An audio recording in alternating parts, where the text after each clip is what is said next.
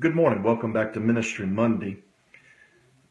If you were to look at a pastor or leader's job description within the church, about the third bullet point should likely say, must be adept at handling stress. Stress is just a part of ministry. As a matter of fact, stress is just a part of life. In ministry, there are disappointments, there are frustrations, there are anxieties.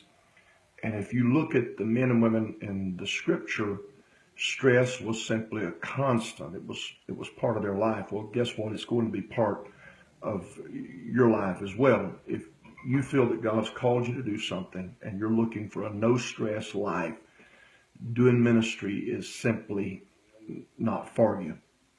Someone asked me about my time as a religious executive if there was less stress, and my answer was a resounding no, because leading preachers who are obviously strong-willed and opinionated and are leaders themselves is a challenge. As someone who is doing a work for God, you will either choose how to manage stress or you simply will mismanage stress. I've observed several different approaches to dealing with stress.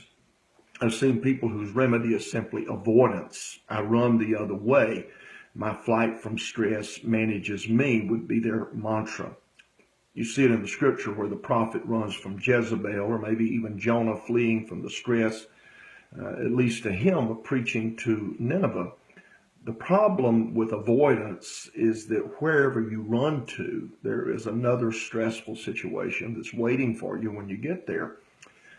Then I've watched people who go in the attack mode. I fight it back. I hit stress head on, even if it worsens the situation and escalates the stress.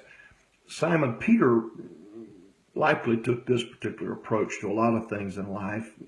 See him with that sword in hand cutting off Malchus' ear.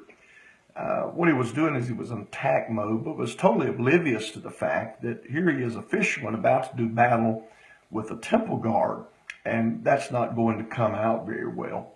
And then there are those who simply deny, ignore it. If I ignore it long enough, it'll go away. And maybe even they send stress underground. I don't even acknowledge it exists. The woman whose son had died in the scripture, and she would proclaim, all is well, all is well. She's a classic expression of denial problem. What problem?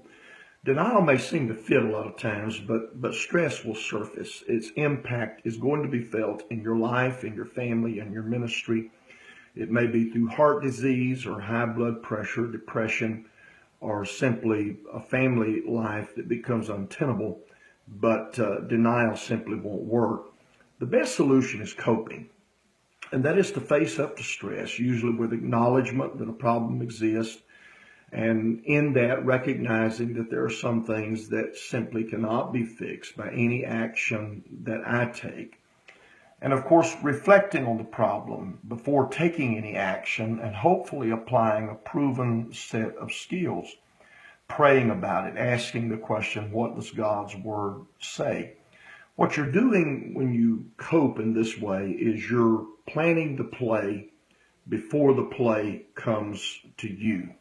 You're making mental and spiritual preparation for proper biblical confrontation, recognizing even then that it may not work out in a favorable way for God's purpose or for your ministry.